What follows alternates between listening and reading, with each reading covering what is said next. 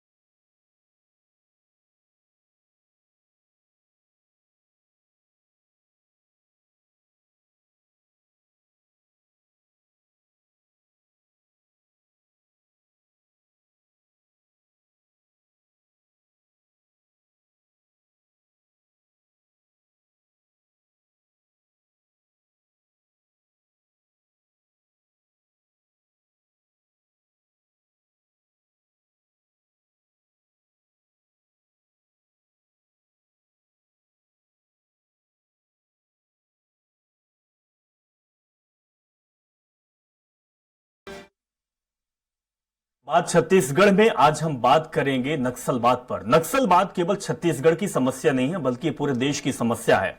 लेकिन जिस तरीके से बयानबाजी हो रही है, जिस तरीके से एक होड़ मची हुई है अपने आप को सही साबित दिखाने का, क्या वाकई ऐसा होना चाहिए? इसी मुद्दे पर बातचीत करेंगे। बातचीत करने के लिए खास पैनल हमारे साथ मौजूद है। बीजेपी प्रवक्ता सुनील चौधरी हमारे साथ जुड़ गए हैं। सुनील जी, आपका बहुत बहुत स्वागत है। कांग्रेस प्रवक्ता अजय गंगवानी जी हमारे साथ जुड़े हुए हैं। गंगवानी जी, आपका भी बहुत बहुत स्वागत है। और वरिष्ठ पत्रकार पीसी रथ जी हमारे साथ जुड़े हुए हैं। पीसी रथ जी, आपका भी बहुत बहुत स्वागत है। सबसे पहले हम चौधरी साहब आपके पास आएंगे। चौधरी साहब, नक्सलवाद को लेकर सियासत गरमाई हुई है। केवल छत्तीसगढ़ में पहली बार ऐसा नहीं हुआ है कि नक्सलवाद को लेकर लोगों में कहीं ना कहीं रोष है, विपक्षी पार्टियां आरोप लगा रही है, पहले भी कई बार हुआ है। लेकिन अब लोकसभा चुनाव है, मतदान हो रहा है और इस समय नक्सलवाद को लेकर जिस तरीके से आपके पार्टी के नेता भी बयानबाजी कर रहे हैं, तो कहीं ना कहीं सवाल तो खड़े होते हैं कि नक्सलवाद और ये परेशानी, ये समस्या बहुत पहले भी रही है, पहले क्यों चुप रहते थे?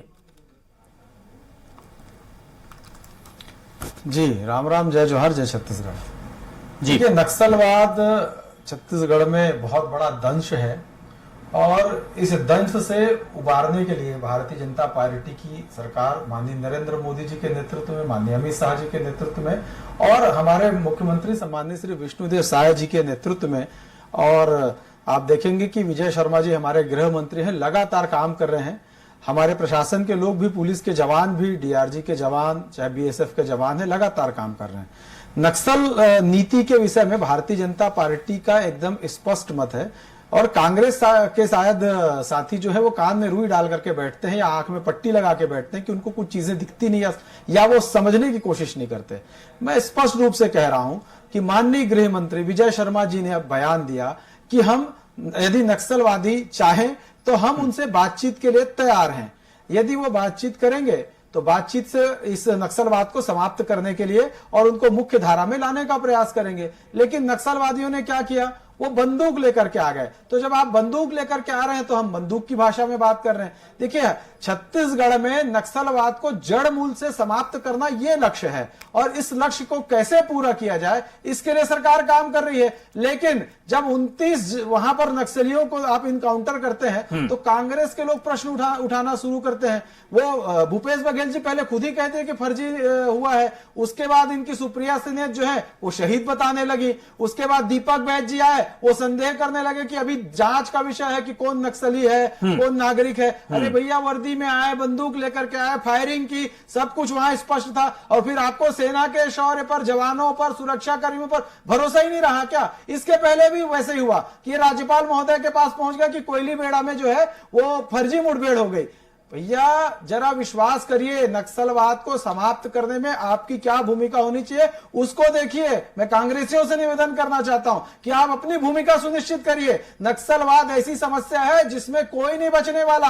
आपके नेताओं का भी नरसंहार हुआ है, हमारे कार्यकर्ताओं का भी नरसंहार हुआ है। छत्तीसगढ़ में सबसे बड़ी समस्या बस्तर क्षेत्र में, कांकेर क्षेत्र में, दंडकारण्य क्षेत्र में नक्सलवाद है। इसमें राजनीति नहीं करनी चाहिए। यदि सरकार भाजपा की इच्छा शक्ति के साथ काम करने के लिए तैयार है तो कंधे से कंधा मिलाकर के नहीं। तो चौधरी साहब, क्या इस पर राजनीति आप नहीं कर रहे हैं? क्या आपकी पार्टी इस पर राजनीति नहीं कर रही है?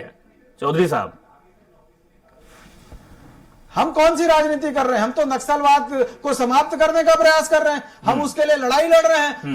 आप देखेंगे लगातार नीतियां बना रहे हैं, लगातार नक्सलियों को कैसे पीछे ढकेला जाए, लगातार नक्सलवाद को कैसे समाप्त किया जाए, इसलिए प्रयास कर रहे हैं। और उसी का नतीजा आपको नजर आ रहा होगा कि छत्तीसगढ़ में लगातार नक्सली जो है वो बैकफुट पर जा रहे हैं। लगातार उनके ऊपर जो है वो, यदि वो आक्रमण करते हैं तो जवाबी कार्रवाई होती है।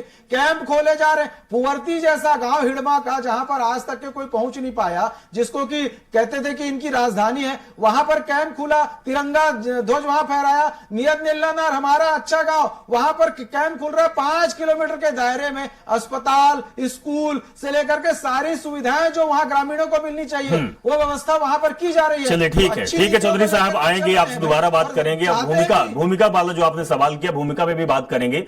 गंगवानी जी आपके पास हैं। गंगवानी जी, आपकी भी सरकार 5 साल तक रही, समस्या ये पहली बार तो हुई नहीं, क्योंकि लगातार जब रमन सरकार की सरकार थी तो आप लगातार कोसते रहे हैं कि नक्सलवाद बहुत बड़ी समस्या है, बीजेपी सरकार कुछ कर नहीं रही है, रमन सिंह कुछ कर नहीं रहे हैं। मौका आपको लोगों ने दिया, 5 साल तक आपने राज किया, नक्सलवाद को काबू आप भी कर सकते थे, आप भी इस फाइट को कर सकते थे। अब आप शक क्यों कर रहे हैं? अगर भारतीय जनता पार्टी की सरकार में इस तरीके का काम हो रहा है, समस्या सबकी है, प्रदेश की है, तो फिर शक कहां से आ गया साहब?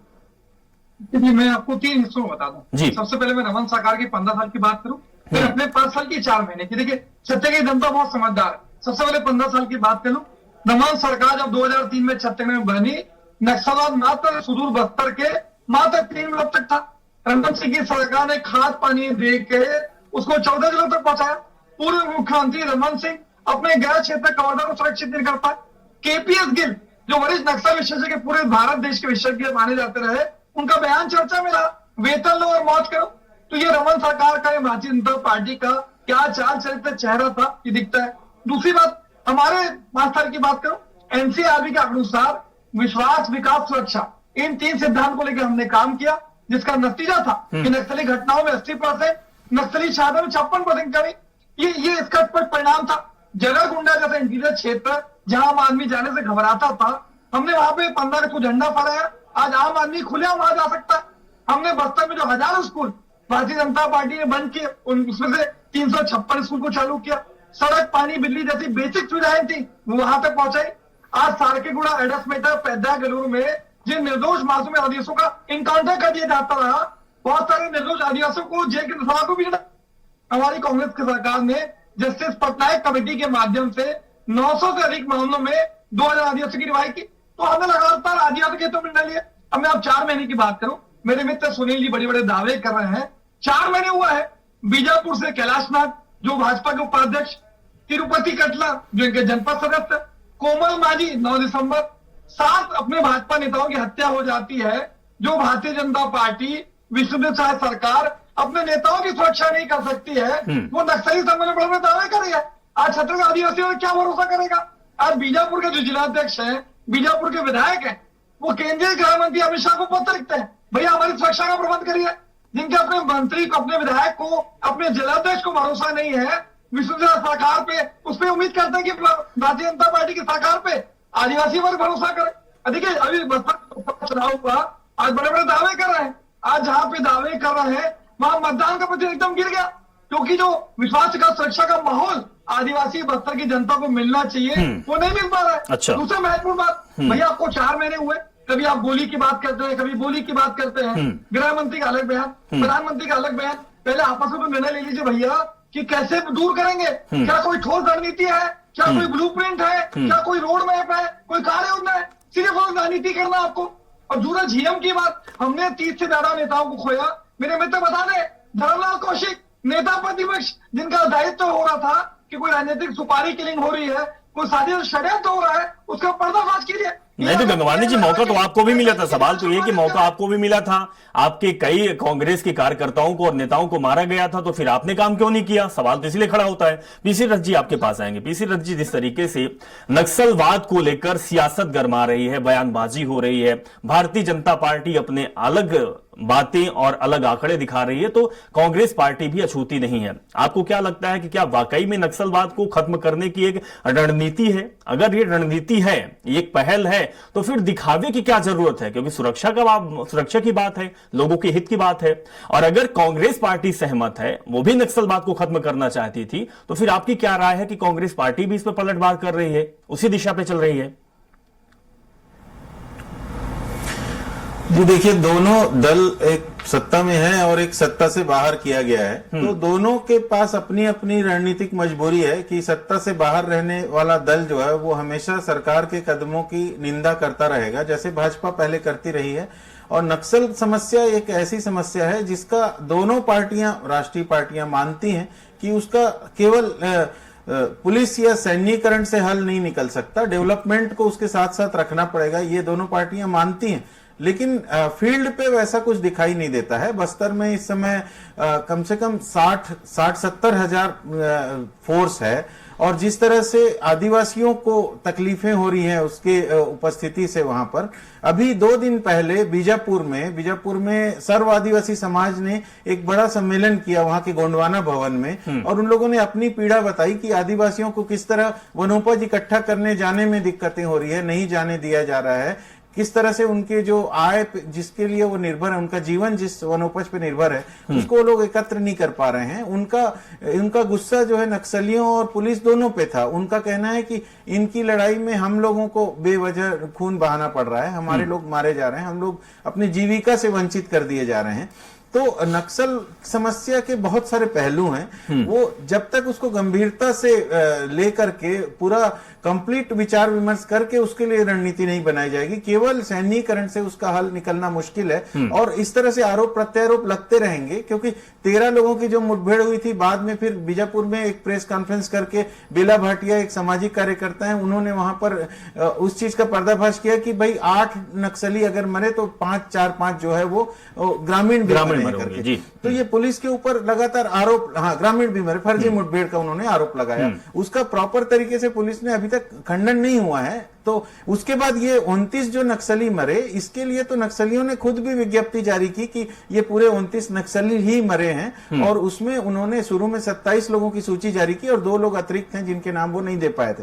तो ये सुरक्षा बलों के साथ ये चलता रहेगा। सुरक्षा बल में ज्यादातर देश के अलग अलग हिस्सों से आए हुए जवान होते हैं और उनको स्थानीय परिस्थितियों की ज्यादा जानकारी नहीं होती है, तो उनके लिए ये भ्रम की स्थिति बनी रहती है। और नक्सलियों का सबसे बड़ा जो अप्रोच करने का, ग्रामीणों के बीच जाने का तरीका होता है, वो भाषा को लेकर के होता है। हाँ। गोंडी भाषा जो इस अंचल में ज्यादा दोरली गोंडी बोली जाती है, उसके जरिए वो गांव तक के अपना संपर्क बनाते हैं। और ये इस मामले में पुलिस के पास कमजोरी होती है। पुलिस जो डिस्ट्रिक्ट फोर्स है उसी के ऊपर डिपेंड रहती है, डीआरजी जिसको कहा जाता है, लोकल जवान, उनके ऊपर डिपेंड रहती है। इसलिए इस तरह की घटनाएं, फर्जी मुठभेड़ जैसी स्थितियां भी निर्मित हो जाती हैं बीच बीच में। लेकिन जनता के बीच में विश्वास कायम करके, डेवलपमेंट प्रोसेस से जोड़ करके ही नक्सलियों को अलग थलग किया जा सकता है और स्थानीय आदिवासियों को उनको विकास में भागीदार बना करके ही नक्सल समस्या को खत्म किया जा सकता है। बिल्कुल पीसी रथ जी, ये समझने की जरूरत है कि आखिर नक्सलवाद उत्पन्न कहां से हुआ, जड़ कहां है। जड़ को खत्म करेंगे तब नक्सलवाद खत्म होगा। लेकिन आप चौधरी साहब, आप भूमिका की बात कर रहे थे और पीसी रथ जी ने बताया कि किस तरीके से नक्सलवाद पर कंट्रोल किया जा सकता है।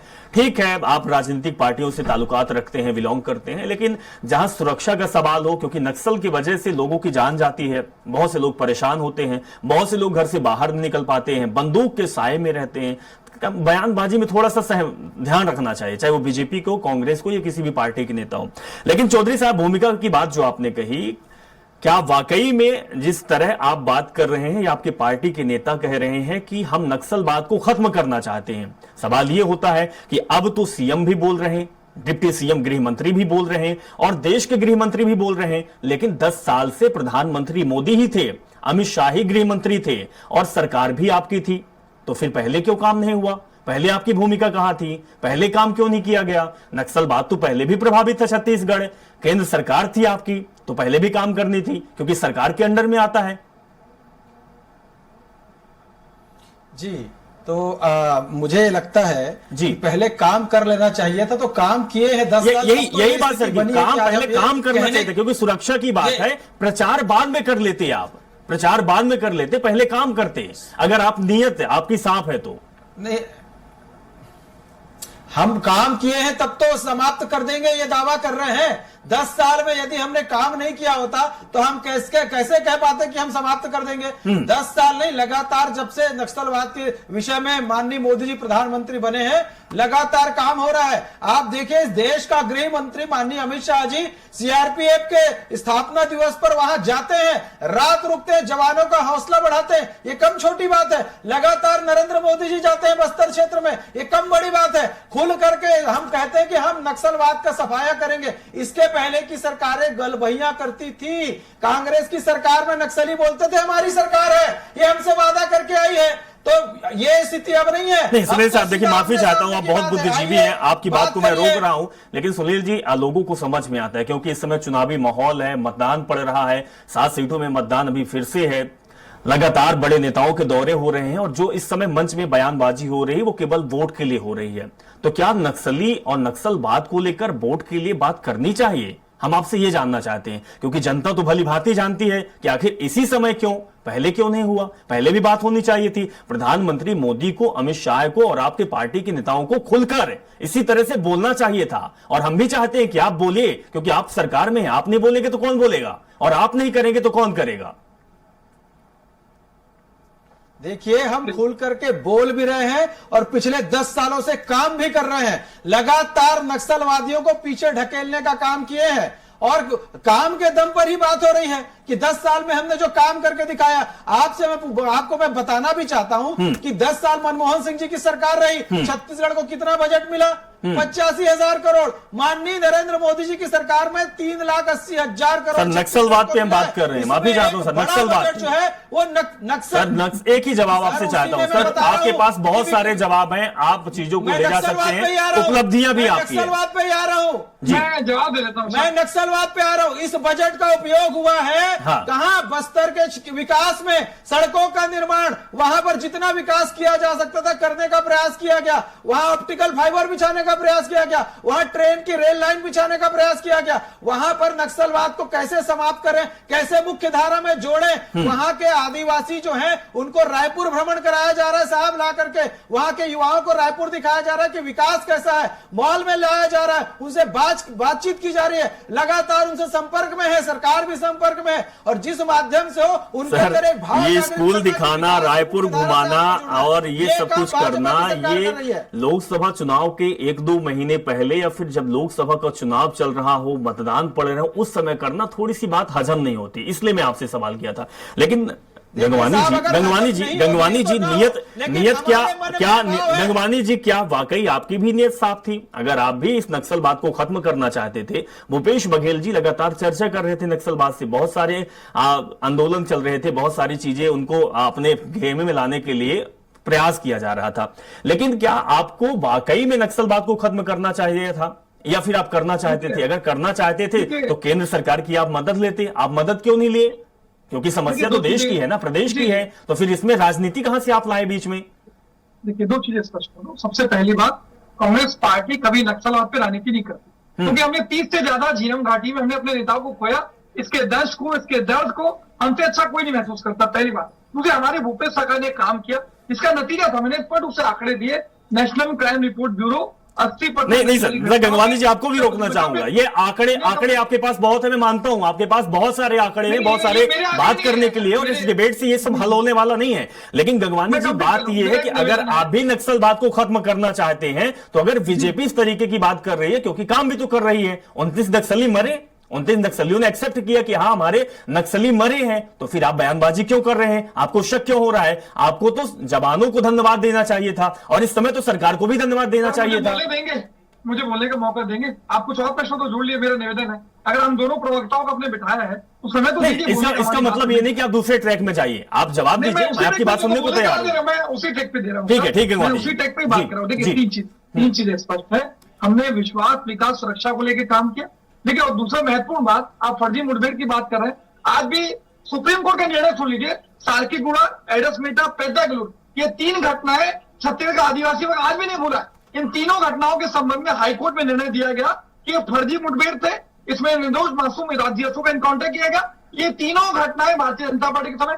अभी ताजा घटना की बात करो, 25 फरवरी 2024 कांकेर जिले के कोयलीबेड़ा में अभी इन्होंने फर्जी उसका दावा किया गया। ग्रामीण का बयान सुन लीजिए, ये कोई राजनीति का विषय नहीं है। वहां के ग्रामीण स्पष्ट रूप से कह रहे हैं, 3 युवक जो लकड़ी लेने गए थे, तीनों के पास मनरेगा मजदूर का कार्ड था, तीनों का आधार कार्ड है, तीनों के बैंक पासबुक है, तीनों बेचारे सीधे साधे ग्रामीण है। भारतीय जनता पार्टी अपने राजनीतिक फायदे के लिए 3 ग्रामीण हत्या कर दी। बिल्कुल गंगवानी जी, बात तो यही है कि आखिर इस पर राजनीति। चलिए, आखिरी प्रतिक्रिया पीसी रथ जी आपसे दूंगा। आपकी नियत नीति मंशा साफ है तो न्याय आयोग का गठन कीजिए ना।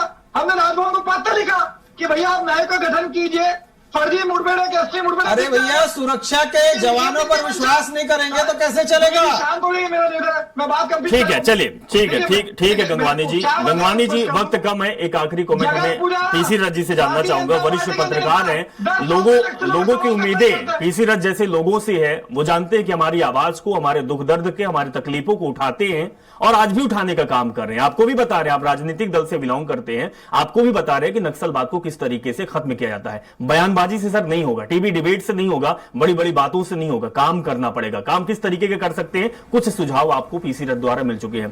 पीसी रथ जी, जिस समय नक्सलवाद को लेकर इस तरीके की बातें चल रही है, हालांकि राजनीति इस पर नहीं होना चाहिए क्योंकि लोगों की जान जा रही है, लेकिन हमने देखा है चाहे वो किसी की भी सरकार हो, फर्जी मुठभेड़ भी होती है। क्या आपको लगता है कि कहीं इस बार भी ऐसा ना हो? क्योंकि कांग्रेस अगर आरोप लगा रही, विपक्षी दल का आरोप लगाना काम है, तो सरकार को केवल बयानबाजी से नहीं काम करके सिद्ध करना चाहिए। अगर फर्जी मुठभेड़ होती है, क्योंकि कहीं ना कहीं लोग भी तो सोच रहे हैं कि लोकसभा चुनाव है, लोकसभा चुनाव में वोट लेने के लिए हो सकता है कि इस तरीके की बात हो रही हो, तो फिर वीडियोग्राफी कहां से, अपने आप को सही साबित करने की कहां से, ये चीजें कहां से आई? अगर आपकी नीयत साफ है, अच्छा काम कर रहे हैं, देश के लिए, प्रदेश के लिए काम कर रहे हैं, तो आप काम करिए, तभी तो लोगों ने आपको चुना है।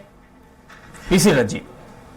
जी बिल्कुल, जी बिल्कुल। इस तरह से अगर हमारे गृह मंत्री जो है वो बातचीत की बात करते हैं नक्सलियों से, तो उनको सबसे पहले तो जो उनके जेलों में बंद नक्सली हैं उनसे बातचीत करके शुरुआत करनी चाहिए कि किस तरह से नक्सलियों के बीच में ये संदेश जाए कि बातचीत का पॉजिटिव तरीका क्या होगा, क्योंकि जो जेलों में बंद है वो तो उनके पहुंच में है गृह मंत्री के जी। तो इस तरह से एक शुरुआत करने का वातावरण बनाया जा सकता है। इसको लेकर के बहुत सारे मीडिया पर्सन ने पहले भी पुलिस के जवानों के या पुलिस के थानेदार के अपहरण के समय या इंजीनियरों के अपहरण के समय मीडिया पर्सन ने मदद की है पुलिस प्रशासन की, और उनको छुड़ाने के लिए नक्सलियों तक के वो जंगल जंगल भटके हैं। और बहुत सारे ऐसे उदाहरण हैं बस्तर के जिसमें इस तरह से अपहरित पुलिस वालों को, इंजीनियरों को, दूसरे लोगों को नक्सलियों से छुड़ा कर लाया गया है।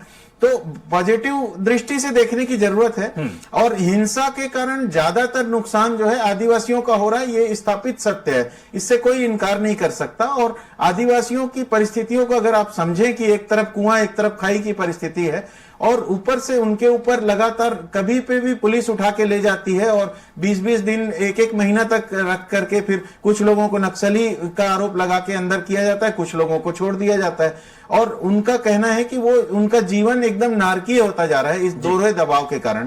तो इस विस्थापित होकर वो अपने घर गांव से दूर भटकते चले जाते हैं, दूसरे जगह चले जाते हैं ताकि वो किसी तरह जिंदा रह सकें।